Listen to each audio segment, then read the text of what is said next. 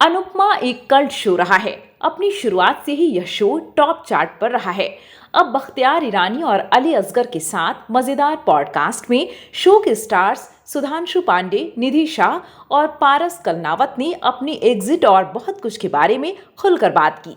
सुधांशु पांडे ने कहा, 4 साल हो गए थे और ये मेरी जिंदगी का पहला डेली शो था।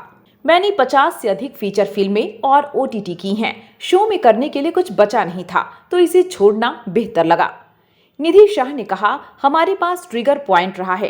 कई बार ऐसा हुआ है, हमारे सीन बोरिंग थे, हम हर दिन लड़ते थे। हमारे सभी सीन्स में ऑन स्क्रीन भी बहुत सारे झगड़े थे। तो एक समय मुझे लगा कि अब यह सीन नहीं करना है, अब तेरे साथ काम ही नहीं करना है। कई बार ऐसा भी होता था जब हम झगड़े के बाद अच्छे से बात करना भी चाहते थे तो यह संभव नहीं हो पाता था।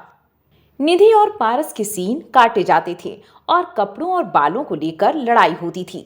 इस पर पारस ने कहा, मेरे सीन काटे थे, जिस पर निधि ने कहा कि उन्हें भी ऐसा ही झेलना पड़ा। उन्होंने यहाँ तक कहा, मैं इससे गुजर चुकी हूँ। कपड़ों और बालों को लेकर कुछ मुद्दे थे और वे कहते थे कि उसे इतने अच्छे कपड़े और सब कुछ क्यों मिल रहा है। पारस के शो छोड़ने और विवाद पर भी बात की और कहा, मैं जाने वाला पहला एक्टर था, वह भी अचानक। मुझे पता ही नहीं चला कि मैं जा रहा हूँ या जाने को कहा गया है। मैं छोड़ना चाहता था, लेकिन फिर उनके साथ ऐसा लगता है कि बाहर निकलने के अलावा कोई ऑप्शन नहीं है। अगर आप जाना चाहते हैं तो बाकी सब खराब हो जाएगा। मैं चाहता था कि मेरा ट्रैक बढ़े और किसी ने मेरा स्क्रीन स्पेस और ट्रैक कम कर दिया था और मुझे इसके बारे में पता है।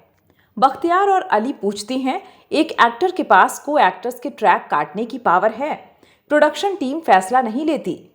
तो पारस ने कहा, नंबर 1 शो के एक्टर से कौन बात नहीं करेगा। अगर कोई करे कि मुझे इस लड़के के साथ शूटिंग करने में दिक्कत है तो वे उसकी इच्छा पूरी करेंगे। मैं उसका नाम नहीं लेना चाहता, लेकिन हर कोई जानता है।